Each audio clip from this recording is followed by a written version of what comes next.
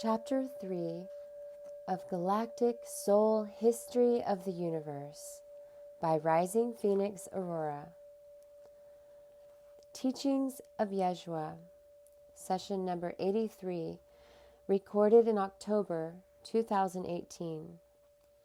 In this online aura hypnosis healing session, Maria is somnambulistic.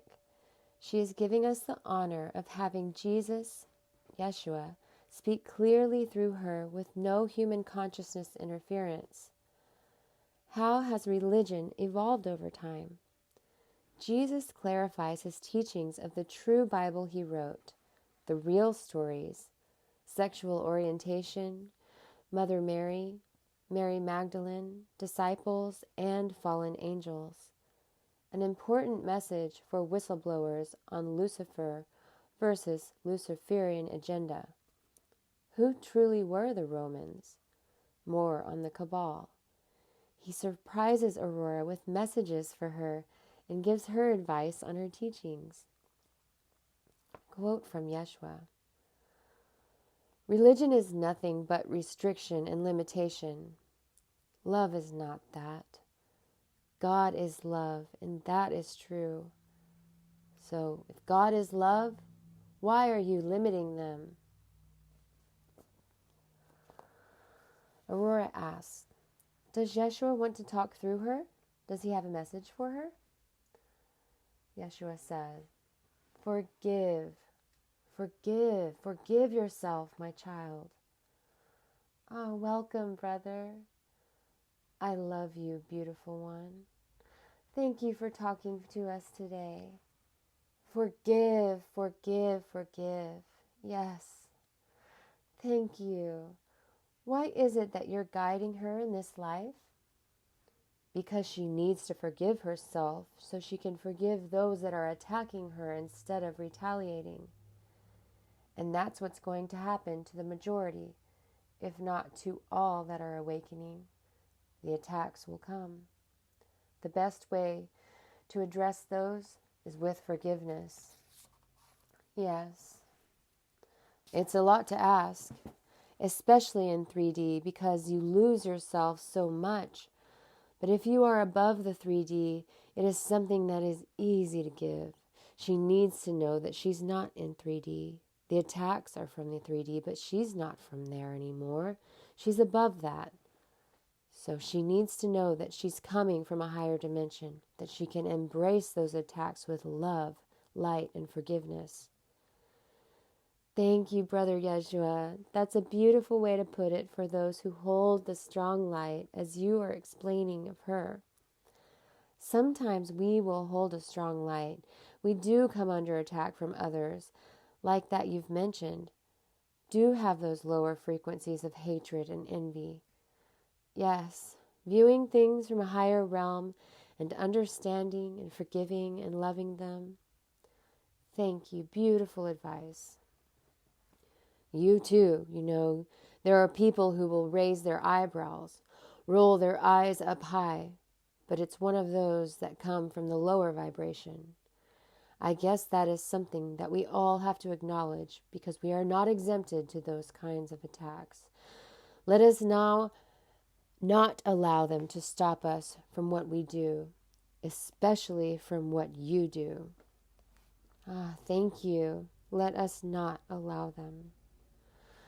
I just want to tell you how brave you are, and I want to thank you, honor you, respect you for what you do.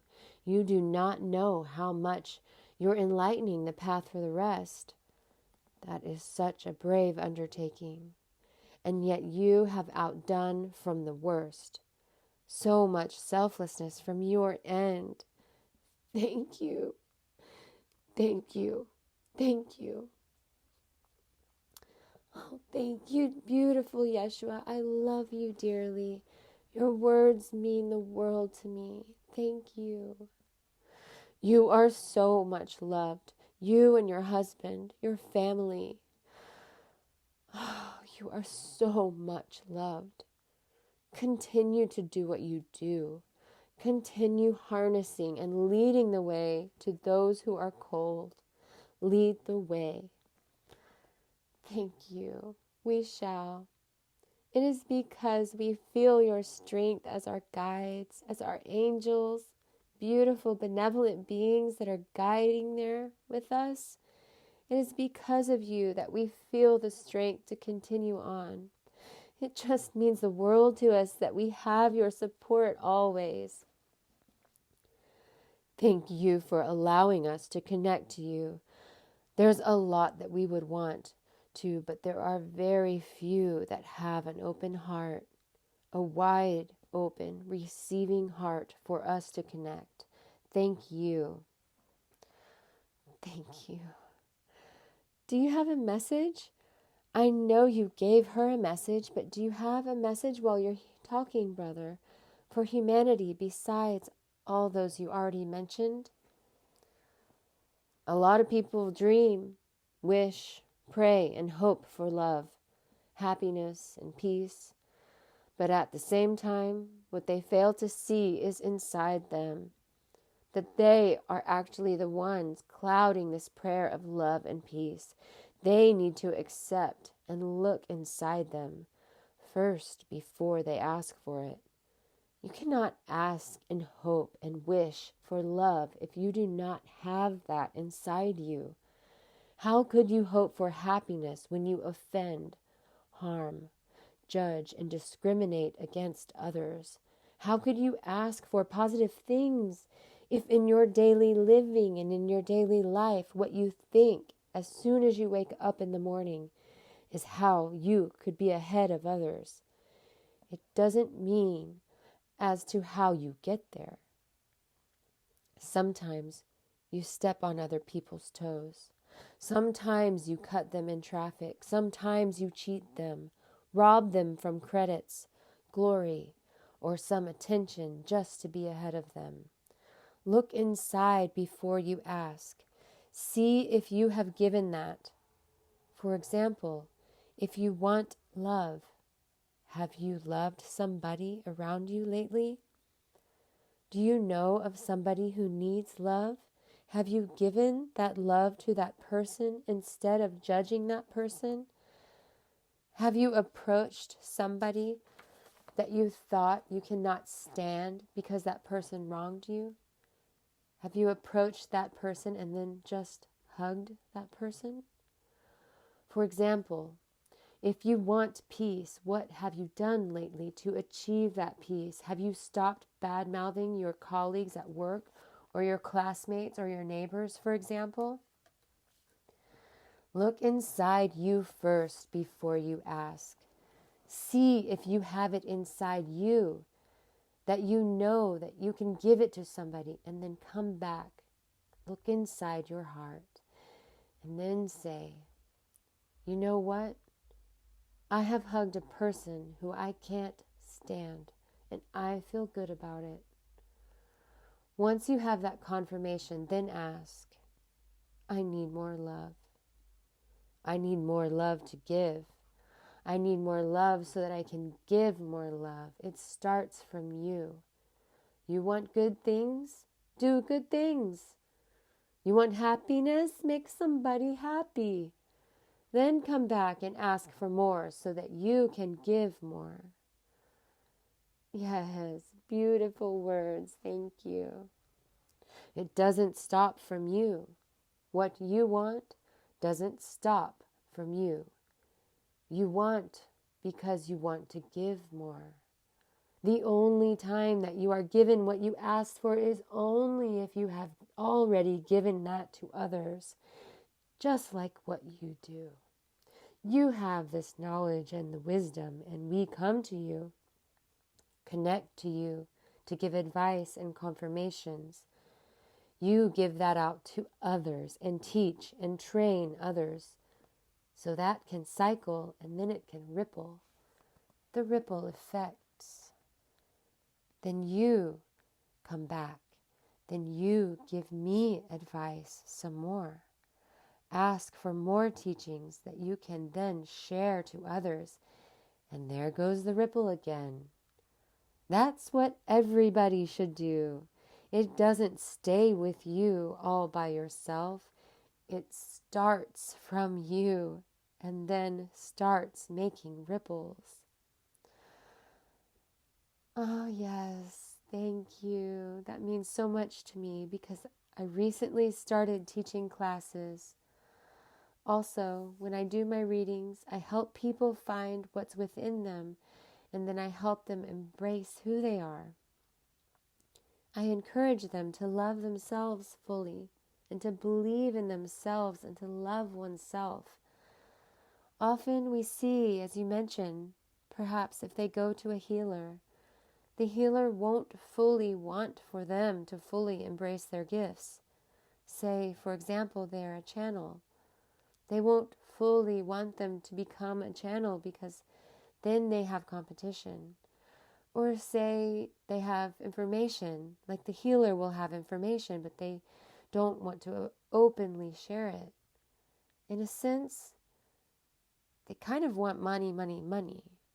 Okay, I won't share it. So it's hard for me to see this.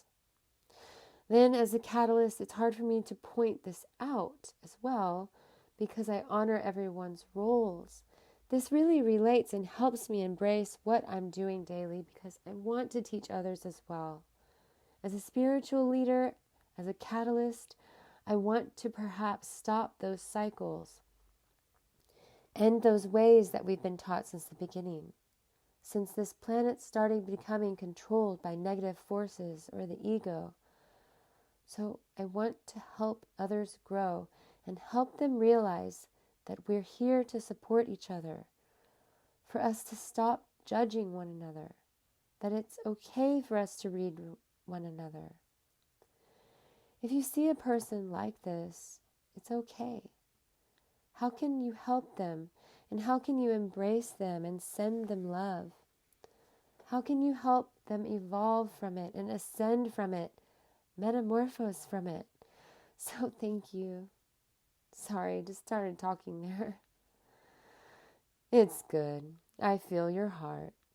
I just want you to know what you have given to your students or people that you have trained, that's theirs.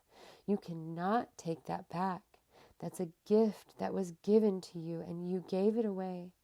And if, for example, the recipient of that training use it in a negative way, that is nothing against you. That is an act of their own. That is something that they need to make peace with. I do not want you to think just because you've trained somebody and that somebody goes against you and there is this connection. It comes in her training or in her, if you call it business that she's practicing, and that she comes into a dead end, or she's not getting answers, or she's kind of limited to the answers that she wants. I want you to think that it is not because of you. It is not because you trained her in the wrong way or them in a wrong way. No. It only means that that person still has some issues that she needs to make peace with. Yes, those things, those blockages, those dead ends are there to teach that person that there is some clearing needed. All that they have to do is to go inside again and be receptive and open to what is limiting them. That is not because of you. They brought that to themselves. Yes. So please do not be disheartened when you hear things like that. That is just another attack. The more that you shine, the more that you advance, the more that you are ahead and spearheading and leading this army of people awakening, the more you are going to be attacked. Fear not, because all of us are protecting you. There's enough love and light that is around you. That is your students or the people that you shared with, that is their own.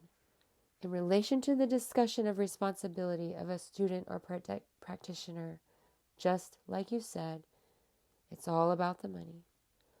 But if that is what they came for, if they came to you for money, for training, just to make money, then they have a lot of things to learn. Then there's no way for you to know if they really came in to join your training because they want awakening. There are those who would pretend that they are awakened just because they want to turn that into a business. Then once you share that to them, then now you are a business competitor. But that is not for you. That is not your fault. That is their own making. There will be some. It's not the end yet. There will be some that will still do that. It is just the selfishness of the 3D. Yes, Yeshua, you have no idea how much these words mean to me. You're bringing them to me. It's been a concern for me as I teach from the heart. It took me a while to say, okay, I'm going to teach these classes. That was one of the biggest concerns. Like, I wanted to even make a book of alchemy, but then I was concerned, what if these people take this alchemy and then they turn it into something of harming someone? So then I was like, okay, I'm not going to do that. So then I'm going to do classes and be very careful. But you are saying that whoever is going to come, I understand that whoever is going to come is going to come. I don't want to be teaching this and then someone goes and harms someone. I didn't want to feel responsible for that. I'm here to protect and work with a heart, and we harm none. It's like you were in my heart as usual. Oh my goodness. I cannot tell you enough how much your words mean to me. And it's such a relief for me to be able to teach these classes and teach what I'm going to teach without having to worry about what you mentioned. So thank you. Just as much as you have said, you know that let love and light be. Let love and light shine bright and open opportunities. And then at the same time, be invincible to danger. When you are doing those classes, let that be mentioned. When you are conducting classes, give that love and light, not just to the students, but to the students or the recipient or the customers of that student once they graduate from it. Extend that love and light to whoever would be the recipient of students that you are training. Whatever happens, if the student turns it into a negative way, that is not from you. Keep extending that love and light to the customers or the beneficiary of the readings from your students. And if there's any blockages, then that's going to be that person that is not welcoming yet, or who has some negative energy still lurking there that has not been cleared totally. That is not from you. You have a very big following. Others may want to limit you, but no, your light is shining bright. You have nothing to fear. Oh, how many times are you going to make me cry? What a wonderful surprise. I love you. And I love you. I am always amazed and always in awe of everything that you do and will do. You make us very proud. Thank you. As you know, it's hard for me as the Phoenix. I sometimes feel so much energy. Then it gets overwhelming for me, and sometimes I feel those psychic attacks. So your messages have come to me at the right moment. We are ready for the next cycle of evolving. So thank you, my beautiful brother. I love you. I think Maria came here with a lot of things in her head to ask. But last minute, she just said, I'm just going to let them take over. I think she came here partly for herself, but more for you. Because you need to be recharged as much as Maria needs to be recharged. Thank you. Yes, I'll teach my Aura practitioners. We are not just helping to facilitate healing others they are also helping us heal. It's a give and take. It is a group that we need recharging. Each of us needs to exchange that love and light. Even if you're a teacher, you need to be a student and be a recipient. If you're a giver, you need to be a recipient too. It's a give and take. It's a two-way, and that is the only way that we can expand this positivity.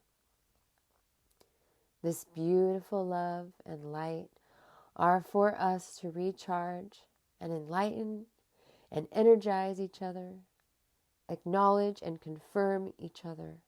That's the only way.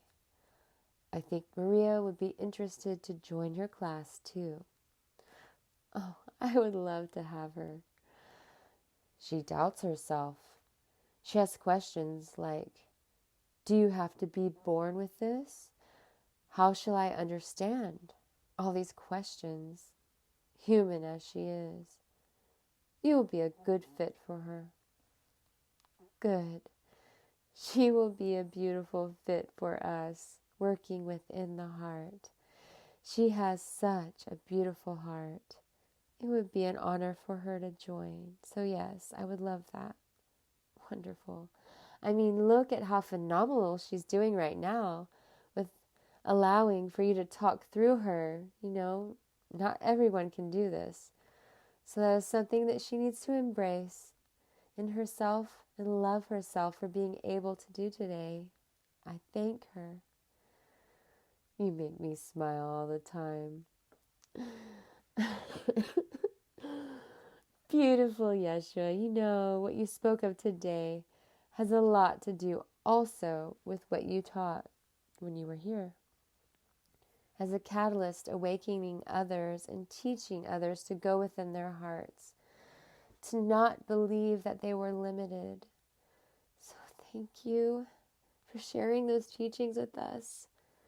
Can I ask you a couple of questions to see what you feel like right now?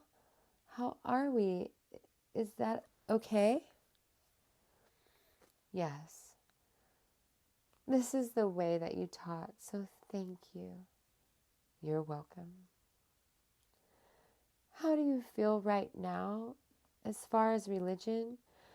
What do you think of religion in the way that it's been led after you taught? What Christianity has been turned into as well as the Bible that you helped start? It's like the government. It starts with good inspirations, something of the positive, something to keep people together, to unite as one so that they can coexist in unity, in love, and help each other. But then along the way, the greediness comes in, the jealousy comes in. Someone steals the spotlight. So, for example, with religion, it starts as a ritual for us to be connected more through the heart. A lot of us do not see the heart physically. We feel it. But then there are those that have the gift of talking to the point that that they corrupted the goodness of the heart. They corrupted that with their mind to the point that there was division, limitations. That is complete control. A way for the religion to control the congregation as to what they can do and cannot do. Take, for example, the 10% of their income. The Bible says this is what the religion needs, 10%. It was just a metaphor that was used, You give what you can give. It's not just the 10%. Other people are stuck to the 10% literally, but it's not. What it actually means is give out of the goodness of your heart. And of course, in this 3D, you cannot give your heart 100%. But if you can give 10% of that heart to somebody who needs something, like a loaf of bread, is that too difficult to ask? Maybe instead of feasting with an entire package of bread, If you see somebody on the road starving, maybe you can open that bag and offer some to that person who is hungry. Why feast if you know that somebody is hungry? Give. And that's all it meant. But for some reason, some religions, they said, no, that belongs to God.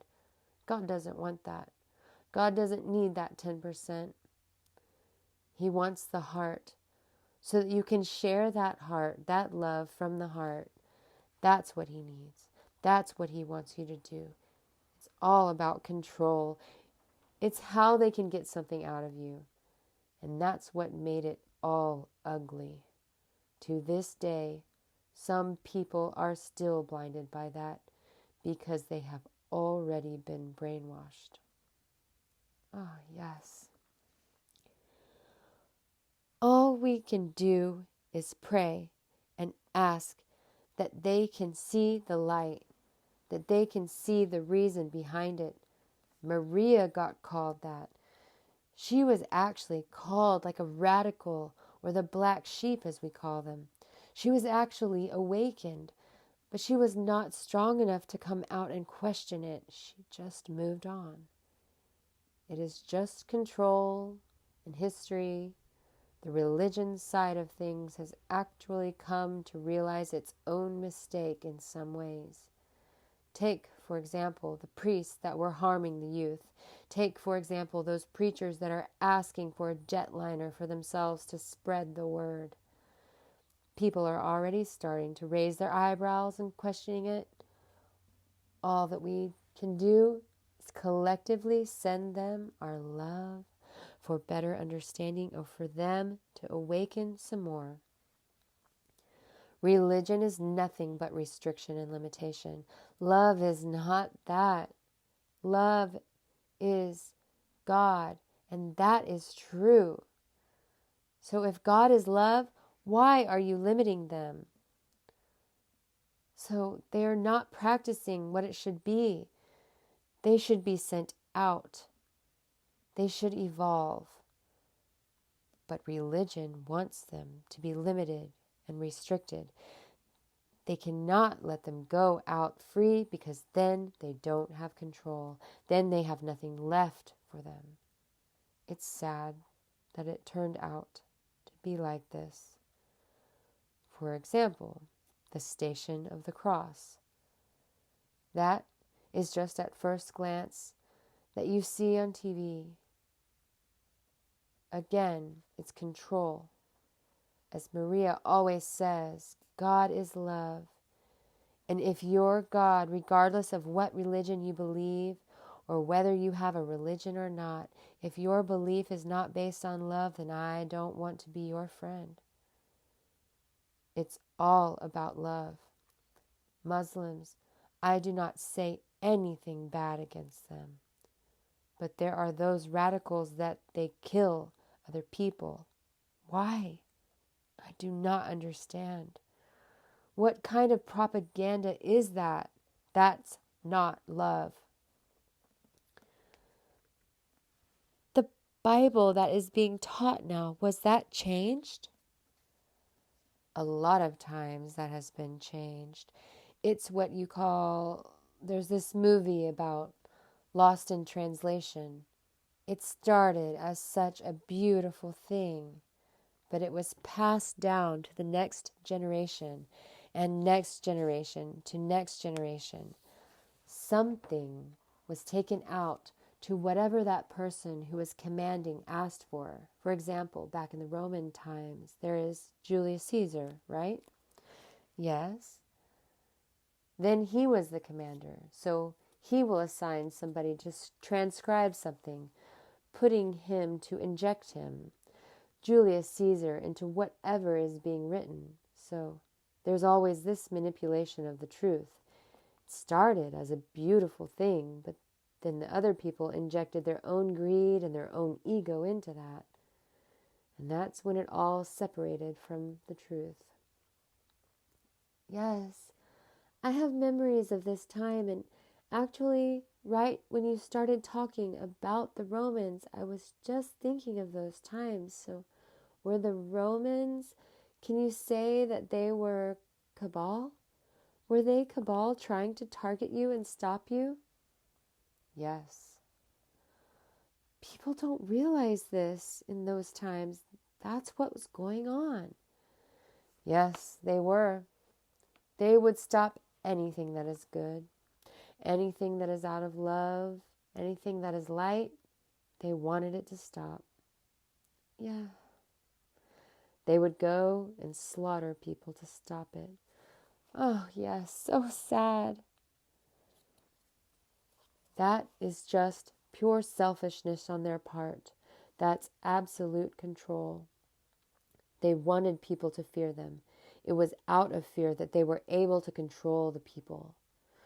Yes, perhaps you can clarify some things that we've been taught here in these times. I think it would be great. It would be great honor for us to be able to do that if it's okay with Maria to continue asking the questions of the Bible. Yes. Okay, thank you. She's doing such a beautiful service today. So what about when they talk about specifically male on male, female and female partnership and how they say that it's horrible or a sin? What are your views on that? It's not. It is again the old thinking. That was the mentality before that was passed down from generation to generations. As much as they use Adam and Eve in the Bible as an example as male, female, what they do not realize is there is a male part that exists in the female, and so there is a female part that exists in the male. I think people are not open. Some people are already open to this, but there's still a majority that are not open to it. With LGBT, my question is this. For example, if you can eat a fish, you can cook a fish, you can take it home, you clean it up. Then, of course, the first thing that you do is that you clean out the guts right out of the fish. And for example, of course, there's a way to know if a fish is a female or a male. If there's an egg, it's a female. If not, it's a male. My question is, if that fish has not ovulated, it doesn't have any eggs in it, and you cook it. Do you think it matters to you to eat that fish if that fish is a he or a she? It doesn't. You just want to eat the fish. Yes. And then enjoy it, right? So why is it so difficult to accept whether in a male body is a female and in a female body is a male? We have both inside of us. Why is it so difficult to accept? So my next scenario is this.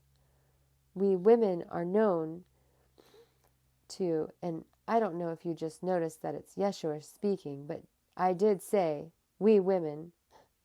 So my question is, women are known to talk more, speak more, and they are very emotional. They cry a lot more than men. So if a man cries, does that make them a lesser man?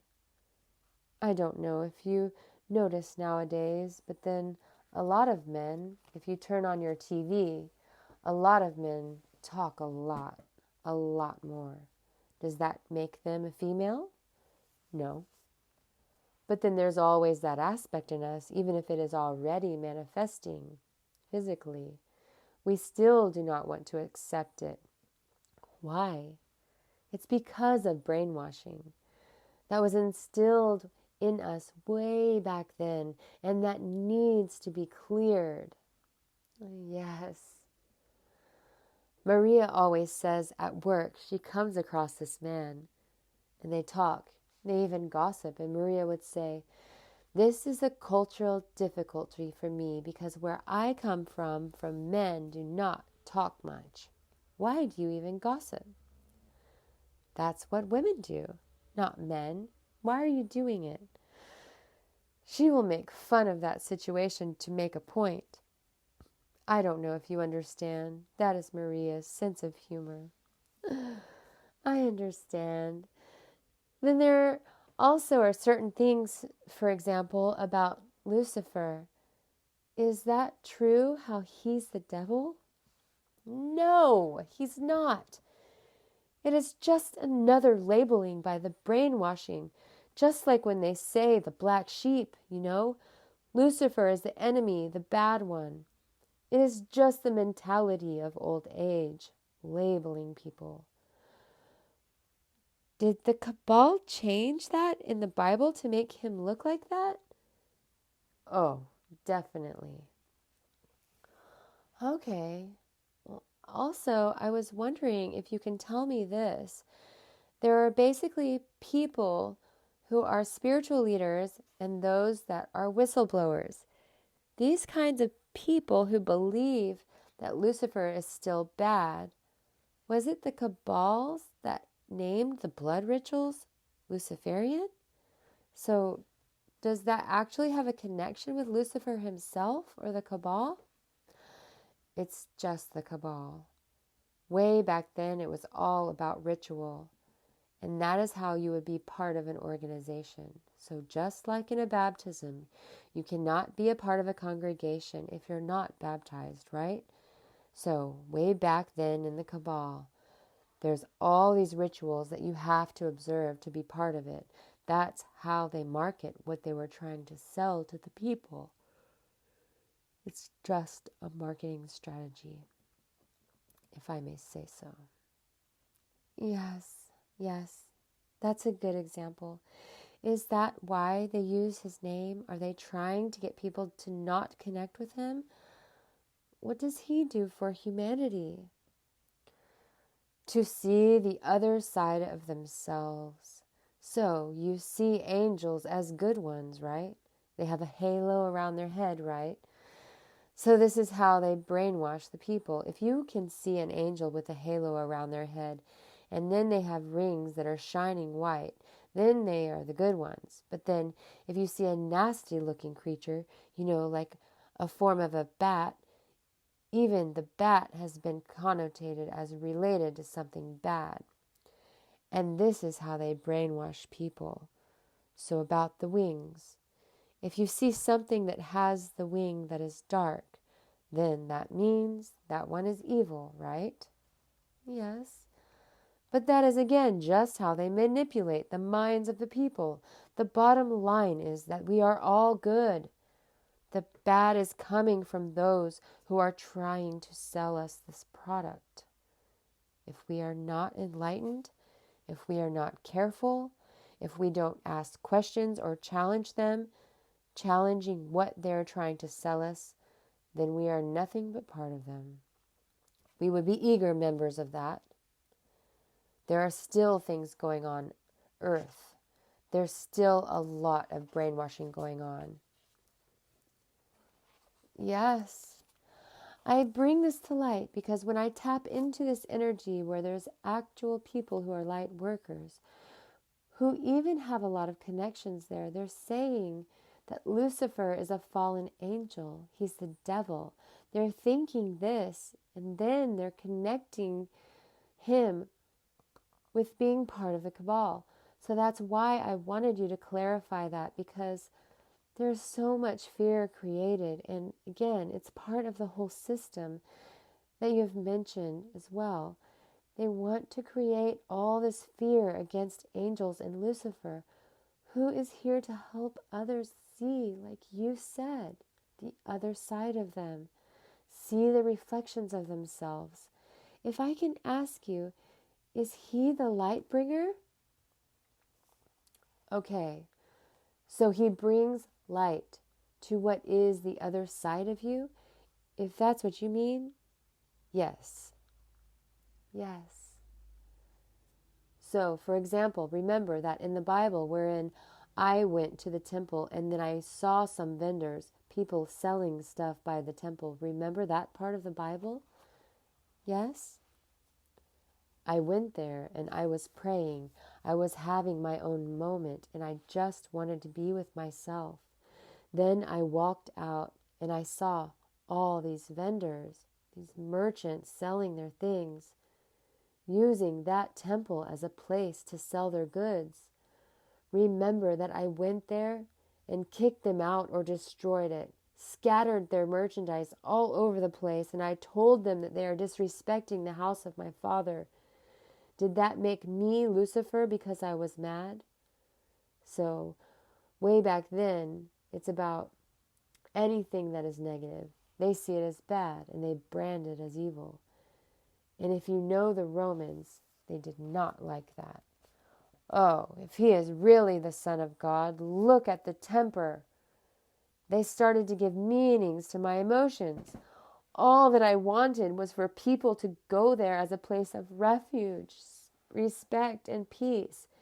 And yet they come and bring their selfishness at the door of worship. For me, that is disrespect. If I am against disrespect, does that make me a follower of Lucifer? No, I'm not. And Lucifer is a good person. The cabal just makes him bad because they want to connect that name to the badness of their organization. Yes. In all of us, there is something not good, not perfect. Actually, Lucifer brings that light. He actually brings that up so that we know his job, his duty, his obligation, his mission is for us to acknowledge and correct that negative part of us, the not so loving part of us. That's his vision, and he does a good job in doing it. But people are quick to judge that. That's what they do not realize, is that they're judging themselves, not judging Lucifer. He's just doing his job. Oh, yes, that is a hard role to play. Very hard. I have never, ever met somebody who was so open and welcoming to accept that kind of mission and responsibility, knowing that people are going to see you as the bad one. He welcomed it without question. That is just how beautiful, kind, and loving he is for all.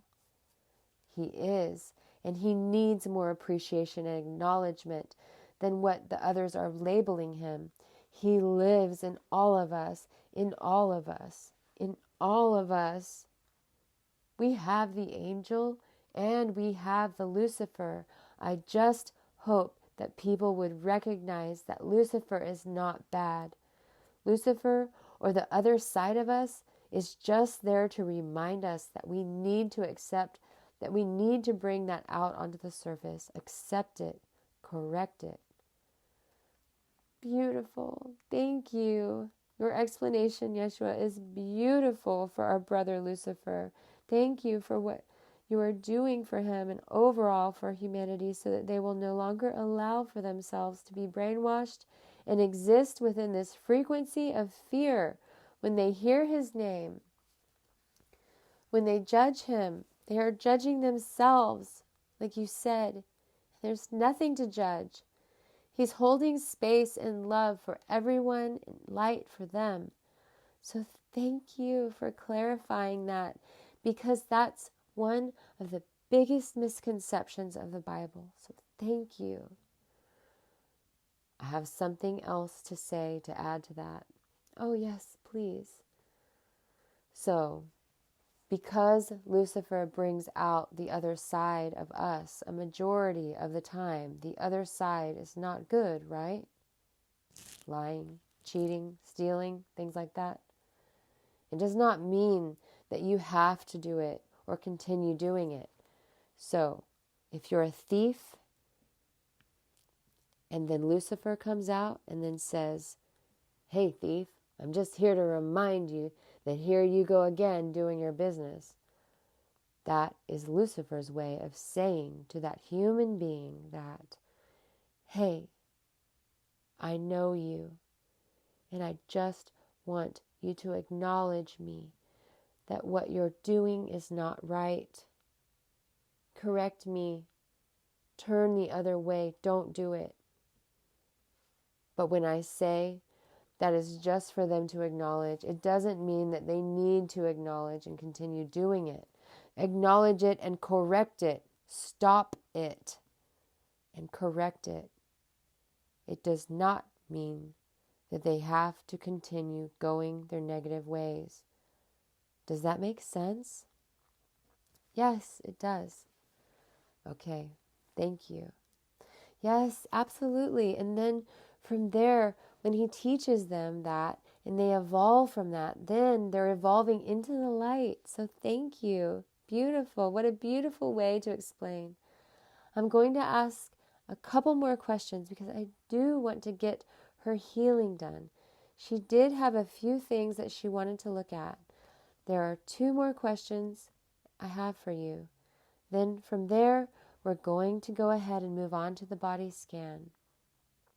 Now, can you tell us why they said, for example, that Mother Mary was a virgin? Is that true?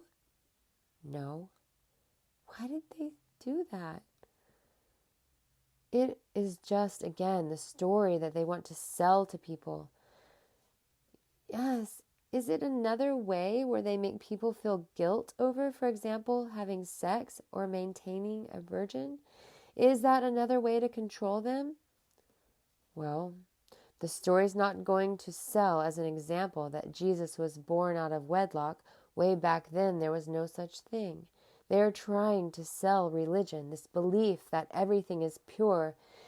And had they not changed that story, because they want you to believe that God is out of pure light, and He is, but then at the same time, they were trying to control your faith. By doing so, they need to sell you a story that is something supernatural that does not require any investigation at all, so that they can base that. Oh, isn't that what they always say? Your faith, your faith, your faith. But that's the only way that they could again manipulate the story. Ah, yes, thank you, brother. Did Mother Mary have you with her husband? Joseph? I say yes. That is what I was feeling as well. Thank you. Now, one more question. Mary Magdalene, we know what they did with her in the Bible. They made her into look bad. Yes. Like she was a prostitute or something like that, unfortunately. So what are your thoughts on that? She's a lovely woman, a beautiful, beautiful, beautiful soul. And again, just like what they want to sell, somebody has to be good. That was me. Somebody has to be bad. That was her. She is beautiful, beautiful, beautiful. I am actually in awe of her for carrying that label, and people were just so mean to her. She's one brave soul. If you try to imagine how it was way back then and do what she experienced, what she went through, that is one very heavy, heavy burden to carry. Yes, it is. It's just like any other good soul. They will go through a process and endure it. Majority of the time, if you believe what they are accusing you of, it makes you crawl under your skin. But if you know who you really are, then that gives you the courage to raise your head above the water. And that's what she did. I couldn't think of anybody else that would have done that. Endure that kind of judgment. Just as much as they want the disciples as the good ones, the good guys, they did not want her to be part of the good ones. But she definitely was my right hand as the disciples. So she was one of the disciples? In my heart, she is. But the authority did not want her to be. It's just that during that time, men were superior to women. A female cannot be part of it. They hardly mentioned my mother. Yes, they made your mother look like she was just like this helpless being. Yes, all that she can do is cry. Both you and I know that she was not like that. No, but that's the story they were selling. Maria always says, I like the stories of the Old Testament. They're more real. Yes. What was your relationship with Mary Magdalene?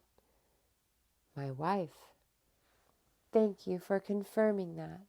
Beautiful.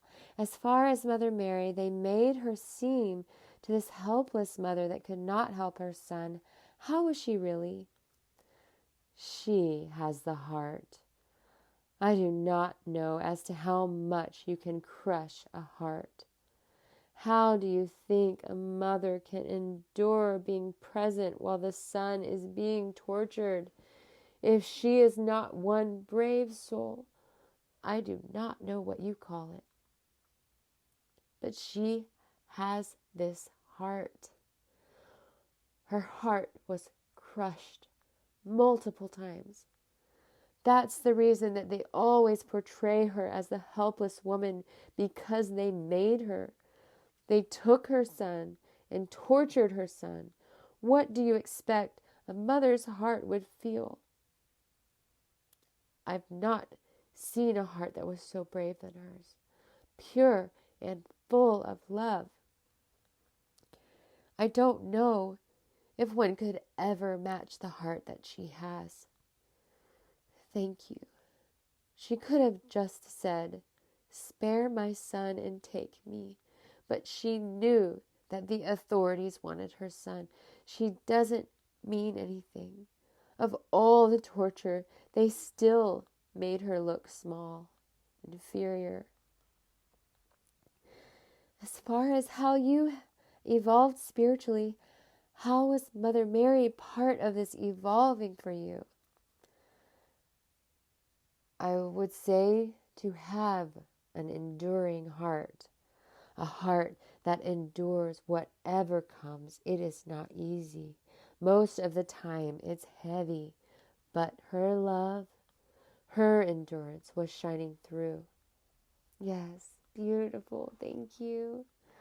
You're welcome. Any last message, Yeshua, before we do her body scan? The times before my time here and what you currently are experiencing is nothing different. People will sell stories. People will try to make you believe the stories that they are selling. The stories you are telling are real. Always go inside of you. Yes. Ask for clarification. Ask for confirmation before you even open your mouth or act on anything. Do not allow yourself to be recruited or to be part of the negativity that is widespread. Yes. If you want to be on the other side of things, and I mean the negative side of things, you do not have to do anything. It's just innate in you. But if you want to rise above that, if you want to be the good guy, it takes an effort, a lot of effort to be good. You want to be different, then make an effort to be different. It takes a lot of courage, endurance, and a lot of swallowing of your ego to be good. And if you are to be negative, just go by your daily life, and you don't have to waste your energy on your effort in so doing. Thank you, Jesus. It has been such a pleasure to talk to you. Since you are a powerful healer, is it okay if you do our body scan and make sure that she's all healed before we finish up? I would love to. Yeshua, assist in Maria's body scan, healing a few entities and negative energies within her. Post-session dialogue. Maria says, "Oh, hello." Aurora says, "Oh, Super Maria. Oh my goodness. Oh, I just cried like 100 times. And I want to cry right now because you were such a gift to me. You are a gift to me. I'm going to ask, would you allow me to share Yeshua's message, what he spoke?" "Yes." "Thank you. Oh my goodness, you are such a gift. Thank you. It's going to reach so many people and help them awaken and connect to their hearts. Do you remember it?" "I remember the kid and the help." "That's all you remember? And the sun, the shade of the sun. That's all you remember?" "Mm-hmm."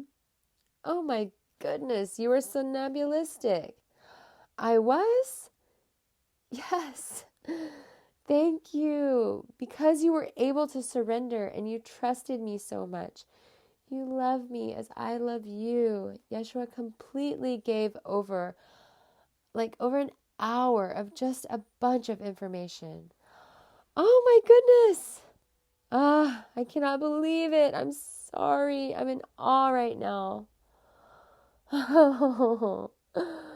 Wait till you hear your session. Okay. I'm dizzy right now. This is the biggest surprise to me. Thank you. I knew I could sense his energy so strongly there, but I didn't realize that what happened was your consciousness as a somnambulistic step back. What happens is the benevolent being, Yeshua, basically fully took control of your vessel and spoke everything without having any human consciousness or ego interfering. Good, because I talk to my ego. You remember when you talk about 13 steps to prepare? You said, okay, your ego's going to do this and that. So when I sensed that, I said, there's nothing going on. There's nothing going on. I said, baby ego, I love you. Let's step aside, and there's a reason why. You know that. You're smart. You know that. So let's step aside. I'm very happy that you did. Oh, wow. Oh, my goodness. I can't wait. I'm not going to tell you too much. He talked about the truth of the Bible and then what's not the truth. And then he spoke about things that I've been waiting to be able to get from Jesus, things that I know in my heart, but that I wanted someone to share the truth about. Yeshua. The different things that are out there that are basically oppressing the collective, that are keeping us being hateful and mean towards each other with hatred, envy, and jealousy. He just spoke beautifully through you. Honestly, it was, to me, like something I wrote down as far as part of the title, teachings from him, teachings from when he was here and what he taught in his times. So that's what he taught through you today. Oh, okay. Growing up as a Christian, they have always said that Jesus is a good person and all that, and they always make you feel guilty about doing something that is not in the Bible. But the Bible is not correct, you know. I do not want them to think that you have to kneel yourself at the cross, especially from my country, you know.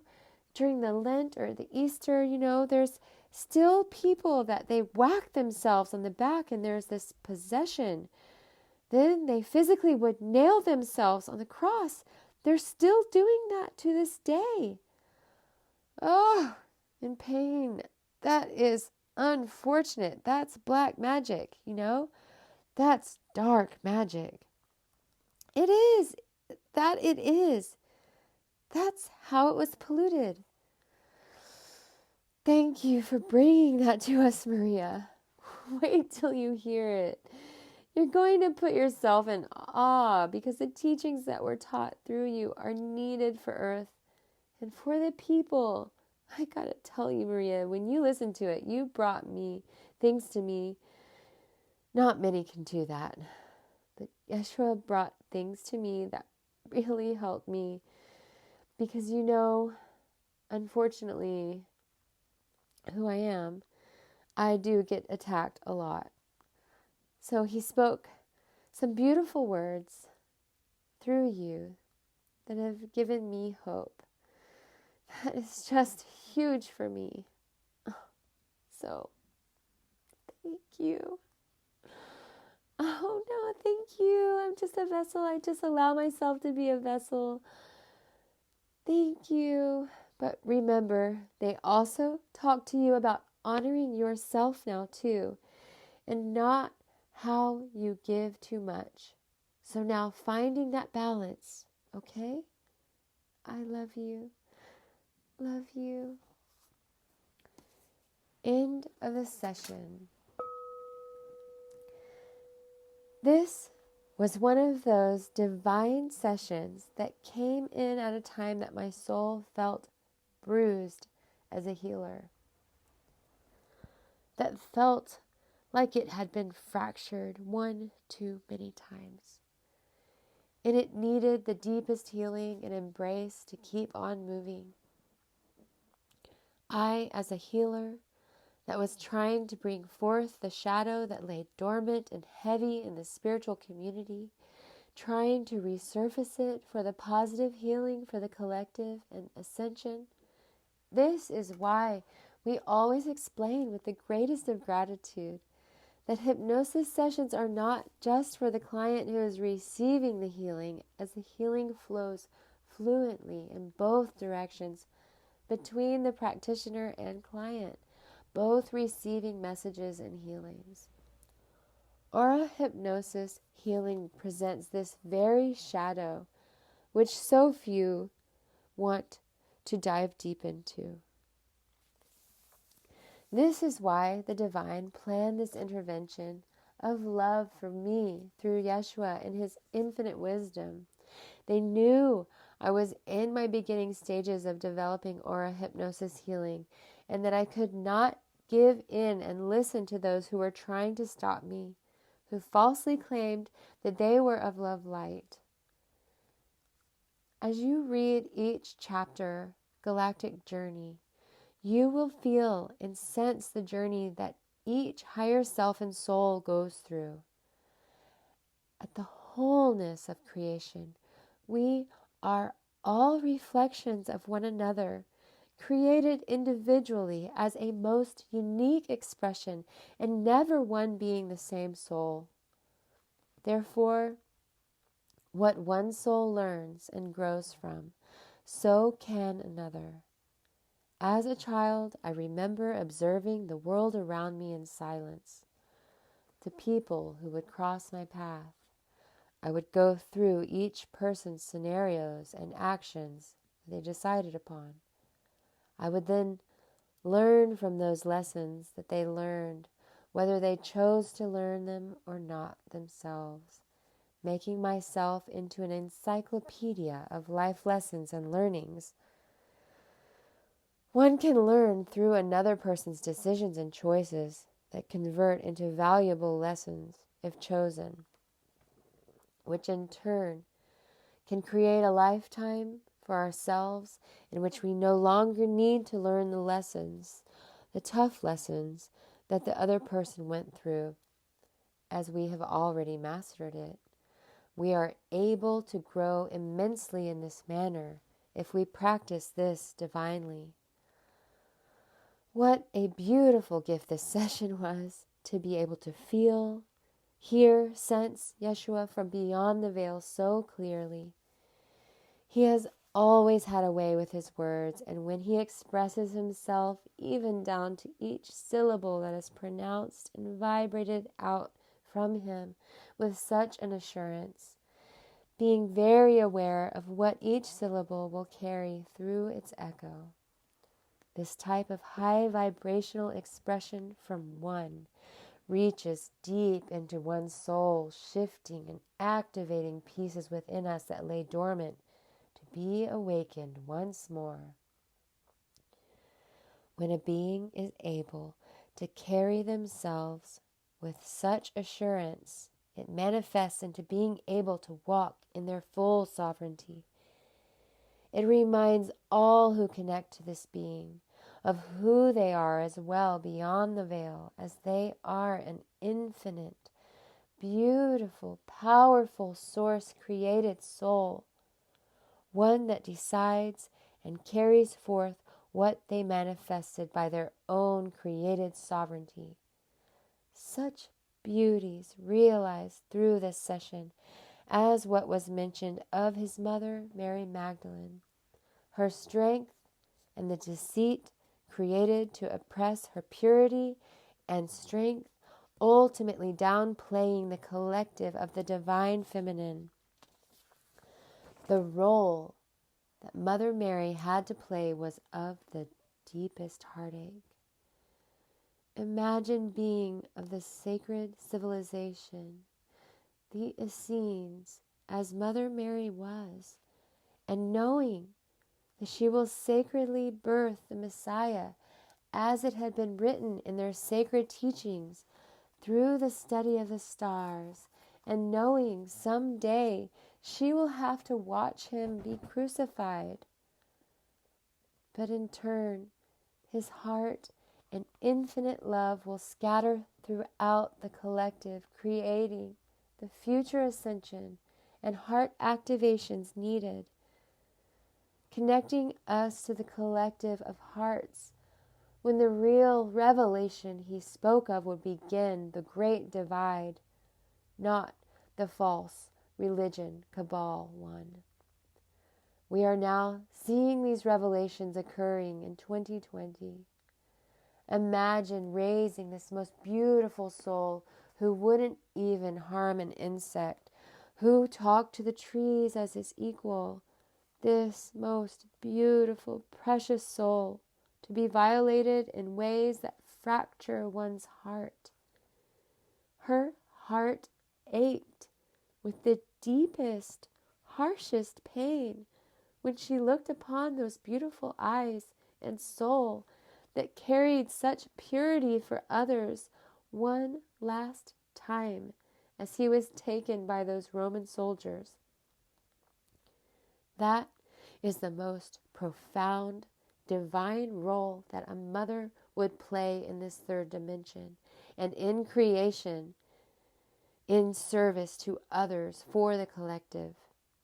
She is the prime example of one of the strongest divine feminine who graced us with her inner beauty and to have walked the earth. No one can take that from her, not even the Illuminati with their false religions and distorted Bibles that depict her as helpless, as the opposite of her true strength and power she truly is.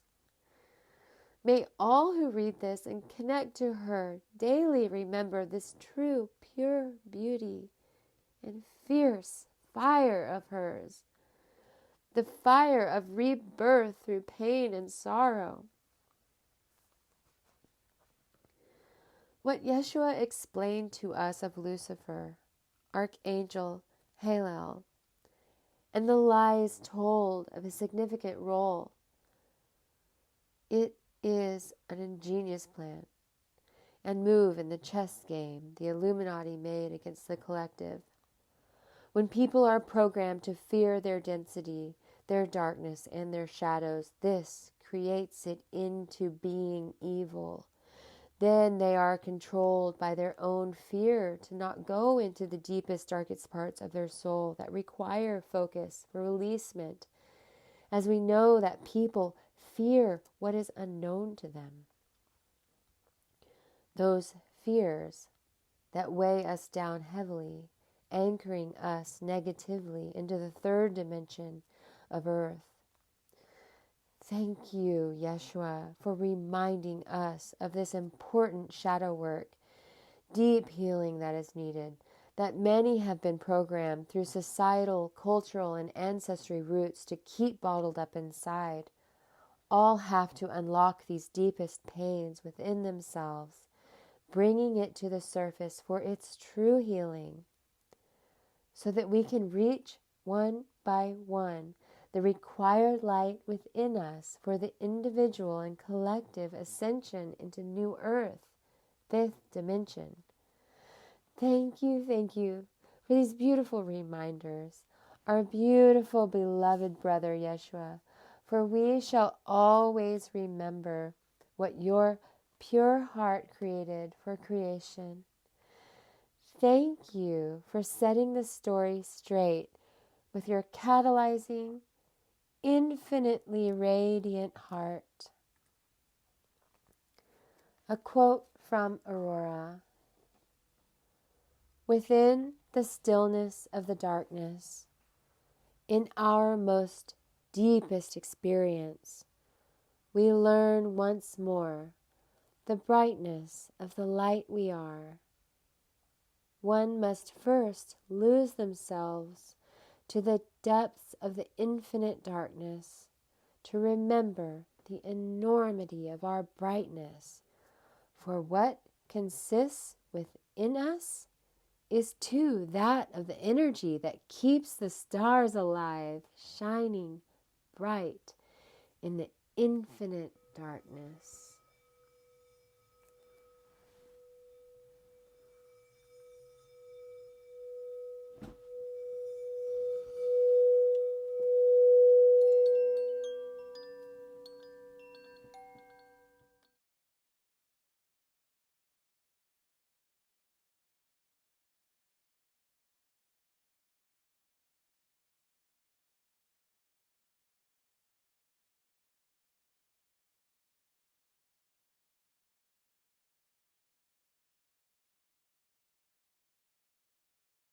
Greetings. It is such an honor to be here with you explaining what Galactic Soul History book series is about. I am Aurora. I am the founder of A.U.R.A. Hypnosis Healing, which you will find here in our beautiful books.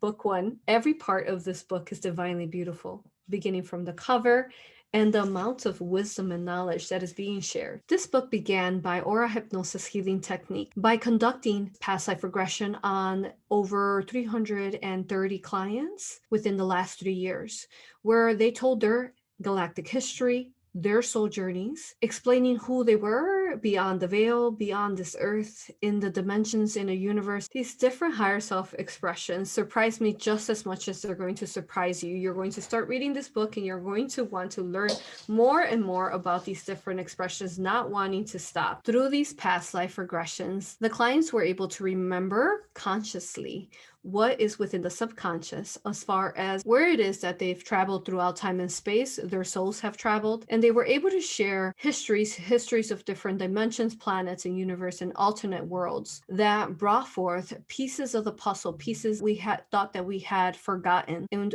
through every self-expression that they share and these different past lives that they're sharing or future, we learn to be able to remember self, because as we are all fractals of one another, through this book, you will learn how, even if a client is talking through a higher self perspective or some of the angelics are talking, you will learn how each one of those have messages even within your life, as we are all expressions and reflections of one another. True history of the galactic history of the universe through all different forms of these higher self expressions, these different clients of throughout internationally throughout the world didn't know each other, but yet we're able to put this beautiful collaboration together. It goes through an infinite amount of how to self-heal, as well as things that are very sensitive, as the My Lab, as how to weave through the artificial matrix and learning to come out from it into the organic matrix. I am a channel to the galactics, and we channeled furthermore information through this book as well. You will remember your soul through other selves. This in itself is infinitely beautiful, because this is why we fractalize from source itself, so that we can learn from one another,